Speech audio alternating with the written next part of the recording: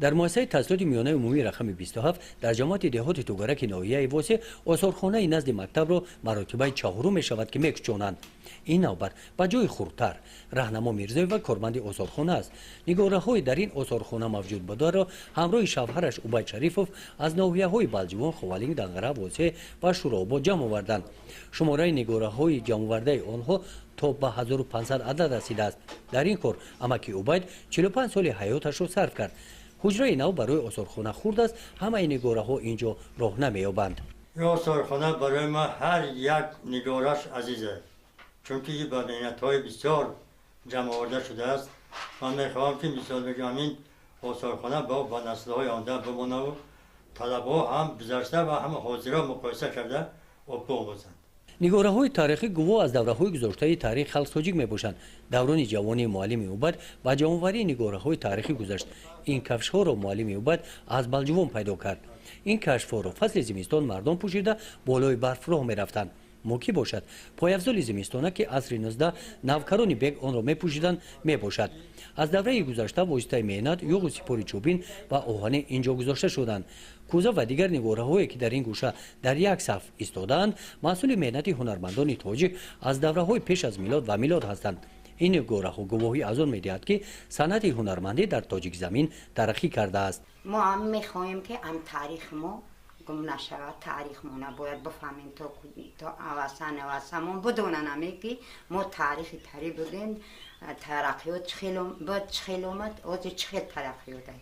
ما میخواهیم که همه آثارخانه جانب کنیم همه را و تمام همه فرزندمون و عبیرمون پیشکش کنیم بشون. هیچ وقت تاریخ ما نباید گم نکنیم، فراموش نکنیم. ما کی بودیم کی شدیم آزیر کی. این تاریخ ما در تاریخ اساسی تاریخ ما ایامیه. ما تاجیک‌ها را ایم تاریخ خودمون میشناسن که تاجیک‌ها چه تاریخ داشتن، چه کار نمایی چی دوره چی گذرانده بوده است. این کرته‌های چکن از سال‌های 50 عصر گذشته نگاه داشته شدند. نقش و نگار این کرته‌های گلدوزی دقت جلب کننده هستند. تا امروز رنگ گلدوزی‌ها تغییر نیافتند.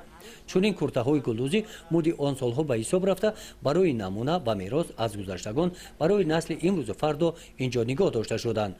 از نگاره‌های در آثارخانه موجود بوده معین کردن ممکن است که سال‌های 60 و 70 عصر گذشته در تاجیکستان هنرمندی خرد رشد یافته است. محصول مهنت مردان هنرمندان آن دوره انا این پایافزال‌ها برای زنان هستند. از چرم تازه دوخته شدند. هنگام راهگردی پایافزال‌ها حتی صدای هم داشت که دقت اطرافیان را جلب می‌کرد. می‌خواهیم که همه را با سوستر کنیم، جنوبتر کنیم که همه یک تکی درآمد بگه که همین تاریخ همین تاجیک‌ها این آثارخانه مکتب 27 خیلی آثارخانه خوب داشته است. ما فخر میکنیم به همین. فخر میکنیم که در دهه ما آثارخانه هست. در ناحیه واسه و بیرون از آن عبید شریفوف با نگاره‌های آثارخانه‌اش تاجیکستان را معرفی کرده است. همچون کارمند آثارخانه سال‌های 70 80 عصر گذشته از نام تاجیکستان در جمهوری تاجیکستان، قرقیزستان، روسیه در کنفرانس‌های علمی کشورشناسی اشتراک ورزیده با نمایش این نگاره‌ها از تاریخ بای گذشته خلق تاجیک معروضه کرده است.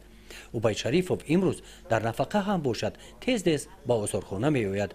او افتخار از آن دارد که زحمت‌های آنها در این سمت از جانب حکومت کشور با مکافات‌ها قدردانی کرده شدند. گزارش خواجه نظریف خدای نظر ظهوروف از ناحیه واسه برای برنامه اطلاعاتی نوید.